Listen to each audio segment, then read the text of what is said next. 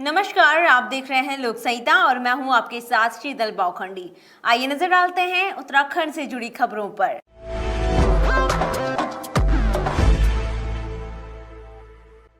बदबू और गंदगी का पर्याय बन चुका कोटद्वार के बीचों बीच बने ट्रंचिंग ग्राउंड में नगर निगम ने कूड़ा निस्तारण के लिए लगभग 6 लाख की लागत अपशिष्ट अलगाव मशीन को स्थापित किया है, जिसका उद्घाटन कोटद्वार के मेयर हेमलता नेगी ने रिबन काटकर किया।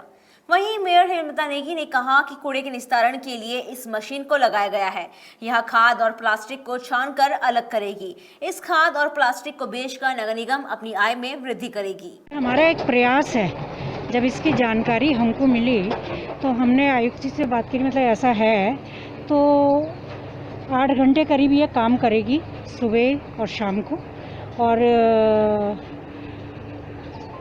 जो आपने अभी देखा वो कर तो रही है, पर कितना उसका वो निकलता है रिजल्ट, वो पता चलेगा थोड़े कुछ दिन बाद। वहीं नगर आयुक्त पीएल शाह ने कहा कि इस मशीन को लगाने का मुख्य उद्देश्य लोगों को गंदगी और बदबू से निजात दिलवाना है।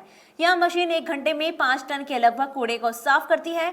60 से 70 टन प्रतिदिन आने वाले कूड़े को साफ करने के लिए इस मशीन को दिन रात चलाया जाएगा। कूड़े के निस्तारण के लिए कई और विकल्पों पर भी विचार किया जा रहा है। सबसे बड़ा हमारा जो फायदा है वो, चूंकि हमारा इतना बड़ा आप देख रहे हैं ट्रेंचिंग ग्राउंड है और इसमें इतना ज़्यादा कूड़ा भरा हुआ है, तो मेन रूप से इस मशीन को क्रय करने का मुख्य जो हमारा मुद्दा है वो इस कूड़े को सेग्रीगेट करके और साइंटिफिक तरीके से इसको डिस्पोज करना है, ताकि शहर में जो बदबू जा रही है, जो गंदगी फैल रही है, लोगों की शिकायतें आ रही हैं, उन शिकायतों को दूर करना और कूड़े को निस्तारण करना है। वहीं स्थानीय लोगों ने इन मशीनों के लगने पर खुशी जाहिर करते हुए कहा कि यह एक अच्छा कदम है कूड़े के निस्तारण के लिए। मशीनों को दिन रात चलाना पड़ेगा, कहीं इन मशीनों का हाल भी पहले लगाई गई मशीनों की तरह ना हो जाए जो आज जंग खा रही है।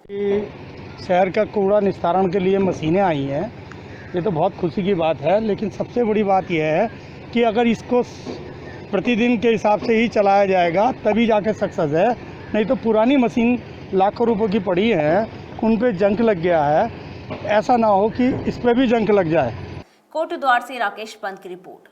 वैश्विक महामारी कोरोना वायरस के चलते इस वर्ष श्री रामलीला का मंचन नहीं हो पाया। क्षेत्रीय विधायक सौरभ बहुगुणा ने श्री रामलीला भवन में पहुंच भारतीय संस्कृति के अनुसार अखंड रामायण की शुरुआत की, जिस कारण समस्त कमेटी के पदाधिकारियों ने सरकार की गाइडलाइन के आधार से श्री रामलीला भवन में अखंड रामायण का आयोजन किया गया। विधायक सौरभ बहुगुणा ने कहा कि सभी लोगों को शुभकामनाएं देता हूं। आज पहली बार ऐसा हो रहा है, दशहरे का पर्व कोरोना वायरस की वजह से धूमधाम के साथ नहीं बना पा रहे हैं। पूरा देश कोरोना से जूझ रहा है। मैं धन्यवाद करना चाहता हूं पूरी कमेटी का, जिन्होंने रामलीला सभागार में रामायण का पाठ रखा। विधायक ने कहा कि बहुत शुभकामनाएं देता हूं।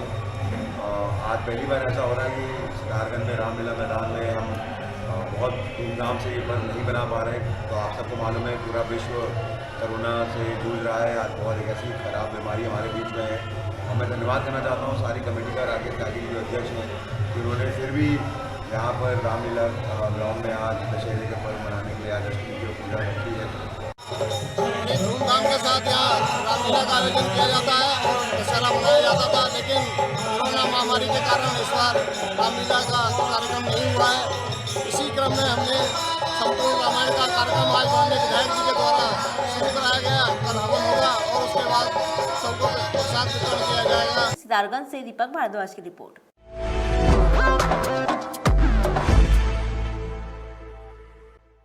उत्तराखंड प्रदेश कांग्रेस कमेटी के उपाध्यक्ष और चिन्हित राज्य आंदोलनकारी संयुक्त समिति के केंद्रीय मुख्य संरक्षक धीरेन्द्र प्रताप ने आज पहुंचकर पत्रकारों से रूबरू हुए, जिसमें धीरेन्द्र प्रताप ने मुख्यमंत्री त्रिवेंद्र सिंह रावत को भारत के तमाम राज्यों के मुख्यमंत्रियों में सबसे भ्रष्ट मुख्यमंत्री कहा और त्रिवेंद्र सरकार को जुमलेबाजी सरकार बताया। त्रिवेंद्र सरकार राज्य आंदोलनकारियों की अनदेखी कर रही है। मुख्यमंत्री राज्य आंदोलनकारियों के त्याग, बलिदान और शहादत को भूल चुकी है।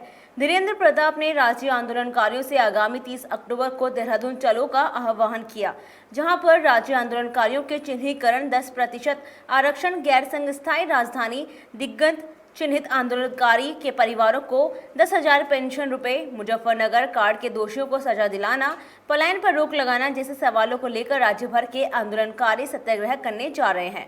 साथ ही उन्होंने कहा कि देखिए, मैं राज्य के विभिन्न जनपदों का दौरा कर रहा हूँ 30 अक्टूबर को उत्तराखंड राज्य निर्माण आंदोलनकारी जिन्होंने उत्तराखंड राज्य का निर्माण किया, वो लोग एक बहुत बड़ा सत्याग्रह देहरादून में करने जा रहे हैं। और ये सत्याग्रह है राज्य के आंदोलनकारियों की इस भावना को लेकर कि गैरसैंण राजधानी होनी चाहिए स्थायी।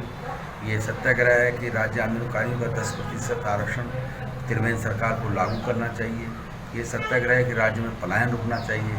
ये सत्याग्रह है कि आज हमारा जो राज्य है वो बेरोजगारी में पूरे भारत में पहले नंबर पर आया है। सरकार को उसको रोकने के कदम उठाने चाहिए।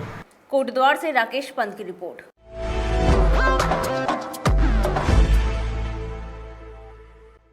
उधम सिंह नगर जिलाधिकारी श्रीमती रंजना राजगुरु ने असत्य पर सत्य की विजय के प्रतीक दशहरे के पावन अवसर पर जनपद वासियों को बधाई व शुभकामनाएं दी। उन्होंने कहा कि दशहरा पर्व हमें आपस में एकता के साथ रहने की सीख देता है, साथ ही अधर्म का मार्ग छोड़कर धर्म के मार्ग पर चलने के लिए प्रेरित करता है। उन्होंने कहा कि अपने माता पिता, बुजुर्गों और असहाय गरीब लोगों की रक्षा और उनकी मदद के लिए सदैव तत्पर रहने की भी सीख देता है। साथ ही कहा कि विजयदशमी पर शक्ति स्वरूपा बालिकाओं व महिलाओं का सम्मान और रक्षा करने का संकल्प लें और साथ ही बालिकाओं की सुरक्षा व उन्हें शिक्षित एवं संस्कारवान बनाए जाने का भी संकल्प लें। उन्होंने कहा कि प्रत्येक धर्म का हर त्योहार हमें सच्चाई के रास्ते पर चलने की सीख देता है। उधम सिंह नगर से मोहम्मद यासिन की रिपोर्ट। बने रहे हमारे साथ, देखते रहे लोक संहिता। नमस्कार।